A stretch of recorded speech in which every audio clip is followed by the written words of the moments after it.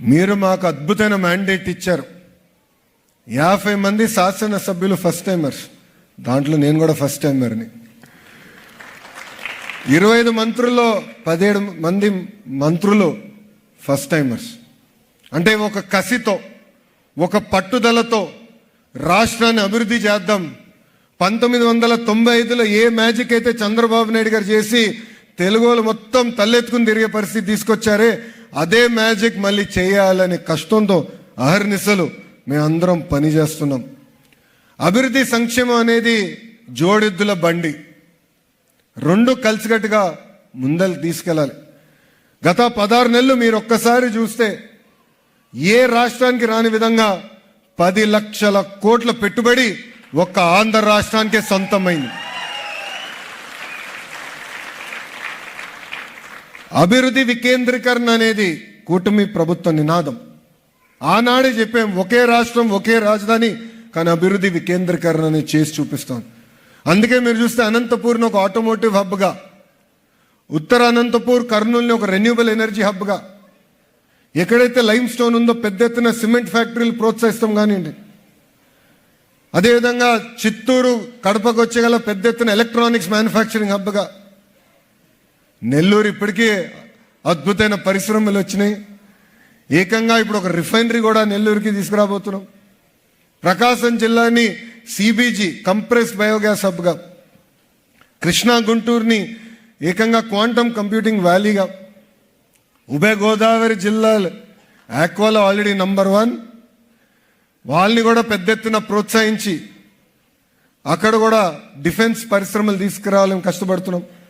కర్నూలుకి drone city ఇప్పటికీ ప్రకటించాం, పనులు కూడా మొదలు పెడుతున్నాం. ఇంకా ఉత్తరాంధ్ర గురించి నేను ఎంత చెప్పినా తక్కువే.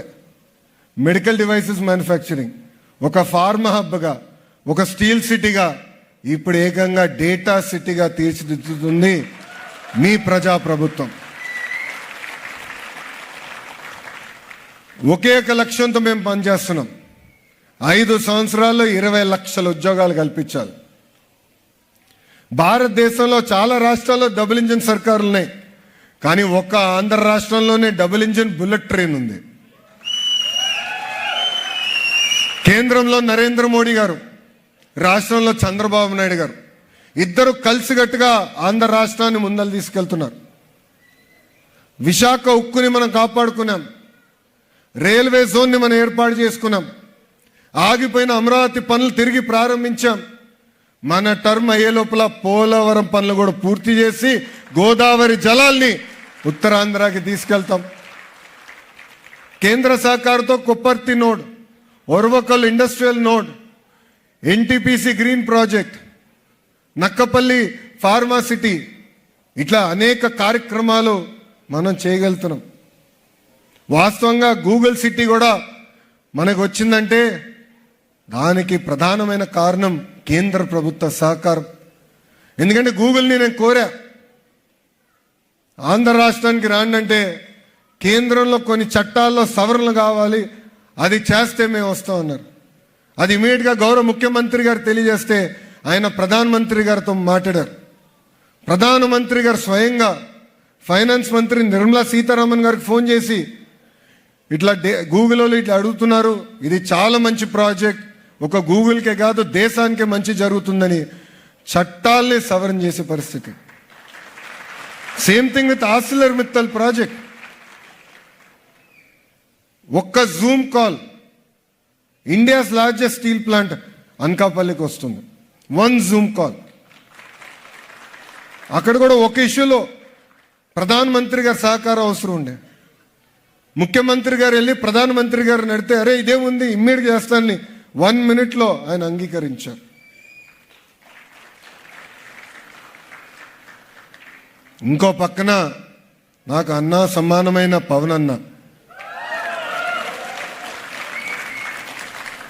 ఒక క్లారిటీతో కలిసికట్టుగా ముందరికి వెళ్దాం. పొత్తున్నప్పుడు చిన్న చిన్న సమస్యలు ఉంటాయి, చిన్న కుటుంబాల్లోనే సమస్యలు ఉంటాయి, మనస్పర్ధలు ఉంటాయి, కానీ ఆంధ్ర రాష్ట్రానికి మన వల్ల నష్టపోకూడదు. రాబోయే 5, 10 కాదు 15 సంవత్సరాలు కలిసికట్టుగా ఆంధ్ర రాష్ట్రాన్ని ముందలు తీసుకెళ్లాలని పదే పదే చెప్తున్నారు పవన్ అన్న. అన్నిట్లో మేము అంగీకరిస్తాం అన్నట్ల, కానీ కన్విన్స్ చేసుకుంటున్నాం. ఎజెండా ఒకటే, అన్ని రంగాల్లో ఆంధ్ర రాష్ట్రం నంబర్ 1 అవ్వాలని. మళ్ళీ తెలుగు వాళ్ళు గర్వంగా ఎస్ మేము ఆంధ్ర రాష్ట్రం నుంచి వచ్చామని చెప్పుకునే పరిస్థితి రావాలని. ఎందుకంటే వాస్తవంగా చూస్తే గడిచిన 5 సంవత్సరాలు మనం తలదించుకుని బతికే పరిస్థితి. పీపీఎల్ రద్దు చేశారు, ఏకంగా సావరెన్ గ్యారంటీ ఉన్న ప్రాజెక్ట్స్ అన్ని క్యాన్సిల్ చేశారు. దానివల్ల కేవలం ఆంధ్ర రాష్ట్రం కాదు, భారతదేశం కూడా తీవ్రంగా నష్టపోయింది. అలాంటి పరిస్థితి తిరిగి రాకూడదనే లక్ష్యంతో ఈరోజు పవన్ అన్న, గౌరవ ముఖ్యమంత్రి చంద్రబాబు నాయుడు గారు కలిసికట్టుగా పరిపాలిస్తున్నారు, రాష్ట్రాన్ని ముందలు తీసుకెళ్తున్నారు. అహర్నిశలు కష్టపడాలి. నేను ఇక్కడున్న మిమ్మల్ని అందరినీ కొన్ని విషయాలు కోరాలనుకుంటున్నా. మీరు మీ కంపెనీలో బ్రాండ్ అంబాసిడర్స్ అవ్వండి, ఆంధ్ర రాష్ట్రం గురించి మాట్లాడండి. మీరు మాట్లాడితే మార్కెటింగ్ ఈజీ నాకన్నా, ఎందుకంటే మీరు కంపెనీలో ఉన్నవారు, మీరు కన్విన్స్ చేయగలుగుతారు.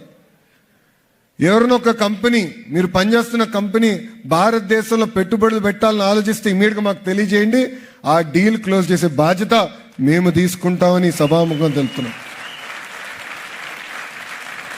గడిచిన 5 సంవత్సరాలు మాతో కలిసికట్టుగా మీరందరూ పోరాడారు, మన రాష్ట్రాన్ని కాపాడుకున్నాం.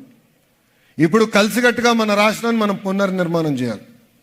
We have to rebuild our state together. మేమందరూ ఒకే లక్ష్యంతో పనిచేస్తున్నాం. 180 బిలియన్ ఎకానమీ ఉన్న ఆంధ్ర రాష్ట్రాన్ని ఎట్లా $2.4 ట్రిలియన్ ఎకానమీ అవ్వాలి, దాంట్లో మీ అందరూ భాగస్వామ్యం అవ్వాలి. అద్భుతమైన అవకాశాలు ఉంటాయి, బట్ నథింగ్ ఈజ్ ఈజీ.